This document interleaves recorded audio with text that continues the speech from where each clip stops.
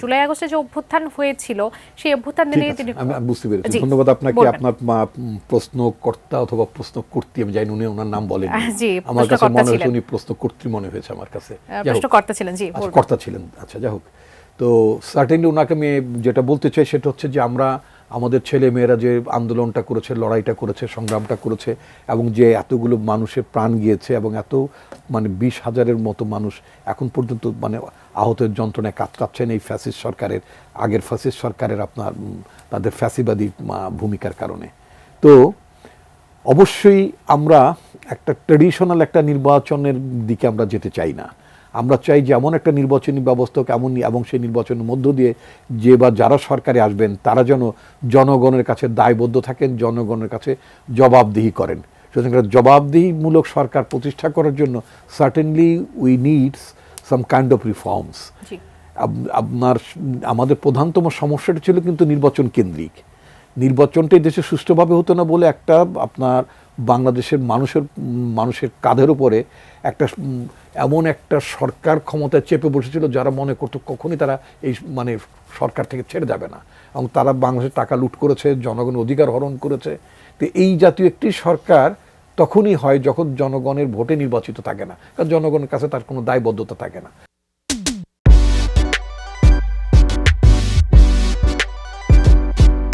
আমরা চাই যে আগামীতে আমাদের ছেলে মেয়েরা যে জীবন দিয়েছে, মানুষ যে জীবন দিয়েছে, শুধু তো ছেলে মেয়েরা না, অনেক মানুষ জীবন দিয়েছে, অনেক শিশুর প্রাণ গিয়েছে, এত বিসর্জনের মধ্যে দিয়ে, এত ত্যাগের মধ্য দিয়ে আমরা তো একটা জনতা নির্বাচন চাই, আমরা একটা মিনিংফুল নির্বাচন চাই, আমরা একটা অ্যাকাউন্টেবল গভর্নমেন্ট চাই, এবং রাষ্ট্রের গণতান্ত্রিক রূপান্তরও চাই। ওবামা, আপনার কাছ থেকে এই উত্তরটা নেওয়াটা আসলে বেশি জরুরি। ওনারা বলছিলেন যে এই আন্দোলনটা আসলে কিসের জন্য হলো, তাহলে শুধুমাত্র কি বিগত সরকারকে হটানোর জন্য, নাকি নির্দিষ্ট একটি দলকে ক্ষমতায় আনার জন্য? আপনি কি উত্তর দেবেন এটা ছোট করে জানতে চাইবে, কারণ অনেকগুলো প্রশ্ন আছে আমার কাছে। আচ্ছা, প্রথম যে কোশ্চেনটি হয়েছে সেটা কিন্তু আসলে অনেক অনেক গভীর, এটার উত্তরটা তো শর্টে অ্যান্সার করাটা একটু কঠিন, তবে আমি চেষ্টা করব আমার যতটুকু আমার মাথায় আসছে ওইটার ভিত্তিতে আমি একটু আলাপ করার চেষ্টা করি। 2023 সালে যখন বিএনপি একদমই ফুল ফোর্স নিয়ে তারা কিন্তু মাঠে নেমেছিল এই সরকারকে তারা নামাবে, এবং অপর রাজনৈতিক সংগঠনগুলোর সাথে একটা যুগপৎ আন্দোলনের মাধ্যমে কিন্তু তারা চেষ্টা করেছিল একটা এই আওয়ামী লীগ সরকারকে তারা পতন ঘটিয়ে সামনে নির্বাচনটা আটকে দেয়। কিন্তু আনফর্চুনেটলি তখন কিন্তু সাধারণ মানুষ রাস্তায় নামেনি, এবং এবং এটার কারণ এখানকার যে রাজনৈতিক ব্যবস্থা, সেই ব্যবস্থার প্রতি আসলে মানুষের সেই অর্থে ভরসা নেই যে আওয়ামী লীগের পরিবর্তে যদি বিএনপি চলে আসে তাহলে কি হবে। এখন আপনার হয়তো মনে আছে কিনা জানি না, যেদিন হচ্ছে ছাত্ররা সম্ভবত সাস্টের থেকে মিছিল বের হয়েছিল 29 জুলাই বা 30 জুলাইয়ের দিকে, শাহজালাল বিজ্ঞান ও প্রযুক্তি বিশ্ববিদ্যালয় থেকে মিছিল বের হয়। তো মিছিলে ওখানে গ্রাফিতি অঙ্কন হয়, এবং গ্রাফিতির মধ্যে লেখা ছিল যে তুমি কে আমি কে বিকল্প বিকল্প। এই যে আওয়ামী লীগ সবসময় প্রশ্ন করে যে এখানে বিকল্প কে, তখন সাধারণ জনতা কিন্তু ওই সময়ে উত্তর দিয়েছে যে তুমি কে আমি কে বিকল্প বিকল্প। এবং এই যে নিজেকে বিকল্প হিসেবে দাবি করা, এটার কারণ সে কিন্তু মনে করে না যে আরেকটা রাজনৈতিক সংগঠনকে আমি এইটার সম্পূর্ণ অথরিটি দিয়ে দিব। মানুষ মনে করে যে এই দেশটা আমার, এবং এই দেশের সম্পূর্ণ অথরিটিটা আসলে আমার, এবং আমার দেশটা যদি ঠিক করতে এটা আমারই ঠিক করতে হবে। ওই সময় অন্তত মানুষের মধ্যে এই চিন্তাটা ছিল, এই চেতনাটা ছিল যে এই দেশটাকে আসলে নির্মাণ করাটা খুব প্রয়োজন।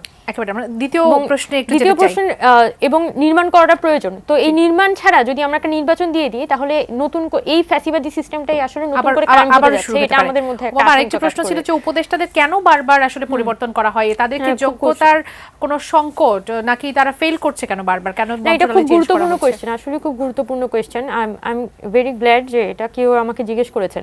গত কিছুদিন আগে আমি একটা সাক্ষাৎকারও দিয়েছিলাম এই উপদেষ্টাদের রদবদল এবং নতুন উপদেষ্টা নিয়োগ বিষয়ে, যে এখানে উপদেষ্টা নিয়োগটা শুধুমাত্র সমন্বয়ক এবং সরকারের বিষয় না।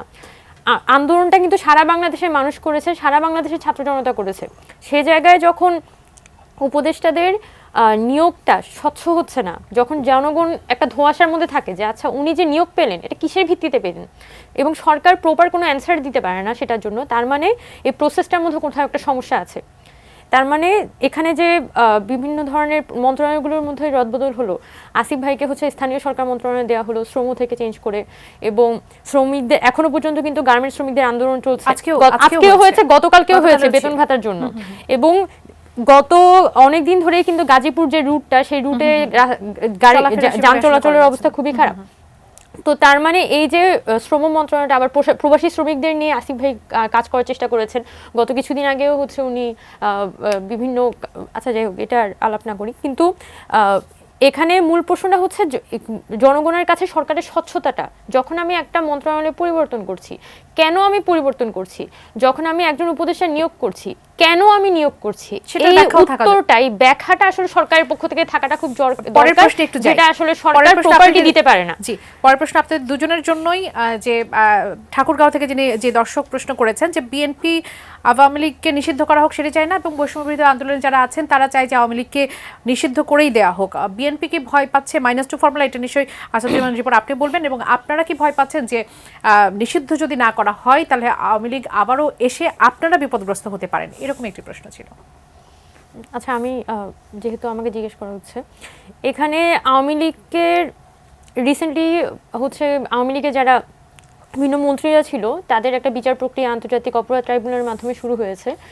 এবং গত কিছুদিন আগে ইউনূস সাহেব যেভাবে করে বলছেন যে এখানে চাচ্ছেন যে আওয়ামী লীগ হচ্ছে নির্বাচনে অংশগ্রহণ করুক, আমরা বৈষম্যবিরোধী ছাত্র আন্দোলন এখানে বলতে চাই যে সংগঠনটা একটা রাজনৈতিক লেবাস ধরে ভিতরে একটা সন্ত্রাসী কর্মকাণ্ড চালিয়েছে, বেসিক্যালি সে গত 15 বছর দেশটাকে একটা মাফিয়ার রাষ্ট্রে পরিণত করেছে। এরকম একটা অর্গানাইজেশনকে কোনোভাবে তো আসলে রাজনৈতিক অর্গানাইজেশন ট্যাগ দেওয়াও এই মুহূর্তে কঠিন। এবং শেষ মুহূর্তে কিছুক্ষণ আগেই কিন্তু ভাই উল্লেখ করেছেন যে কিভাবে হেলিকপ্টার থেকে গুলি করে মানুষ মারা হয়েছে।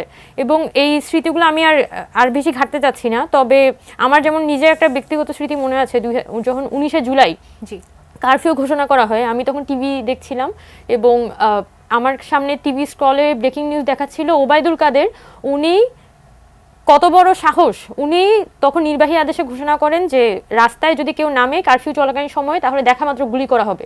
এটা একটা দেশের সরকারের কি, তার উনি ছিল হচ্ছে আপনার সাধারণ সম্পাদক, একটা দলের সাধারণ সম্পাদক।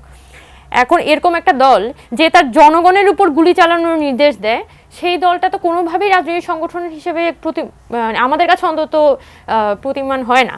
বরং এখানে যেটা বেশি দরকার, যে আমরা গত 10 নভেম্বর নূর হোসেন দিবসে বৈষম্যবিরোধী ছাত্র আন্দোলনের পক্ষ থেকে প্রোগ্রাম করেছিলাম, সেখানে আমরা খুব স্পষ্টভাবে বলেছি যে আওয়ামী লীগকে এখানে গণহত্যার দায়ে দোষী করে তাকে হচ্ছে যে বিচার করতে হবে, আওয়ামী লীগের একটা গণহত্যার বিচার করতে হবে।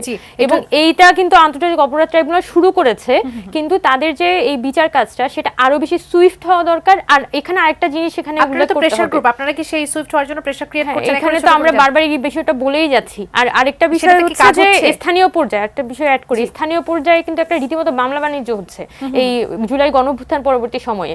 এই মামলা বাণিজ্যগুলো ঠেকানোর জন্য আমাদেরকে বলা হয়েছে যে আন্তর্জাতিক অপরাধ ট্রাইব্যুনাল থেকে, আমার সাথে ব্যারিস্টার যে তাজুল ইসলামের দেখা হয় এবং উনি আমাকে বলেছেন যে এখানে স্থানীয় পর্যায়ে যে মামলাগুলো হচ্ছে এই গণঅভ্যুত্থান পরবর্তী সময়ে, সেই ইন্ডিভিজুয়াল হত্যা মামলাগুলো তারা আসলে আন্তর্জাতিক অপরাধ ট্রাইব্যুনাল ট্রান্সফার করে আনবেন, যাতে, এবং অনেকগুলো নাম যেগুলো আসলে উদ্দেশ্য প্রণোদিতভাবে অ্যাড করা হয়েছিল সেগুলো ছাঁটাই প্রক্রিয়ার মধ্যে দিয়ে বাদ হয়ে যাবে। এরকম হলে স্থানীয় পর্যায়ে যে মামলা বাণিজ্যগুলো চলছে সেগুলো অন্তত বন্ধ করা সম্ভব হতো। কিন্তু সরকার কিন্তু এখনো ওই প্রসেসের মধ্যে প্রপারলি ঢুকে নাই, এবং এখনো পর্যন্ত মানুষের কিন্তু হয়রানির মধ্যে পড়তে হচ্ছে এই মামলাকে কেন্দ্র করে। তো আমরা শুধু এটা এক্সপেক্ট করব যে আওয়ামী লীগকে যদি এখানে নিষিদ্ধ করতে হয়, এখানে সে একটা গণহত্যাকারী সংগঠন এবং গণহত্যাকারী সংগঠন হিসেবে চিহ্নিত করে তাকে আসলে এখানে নিষিদ্ধ করতে হবে।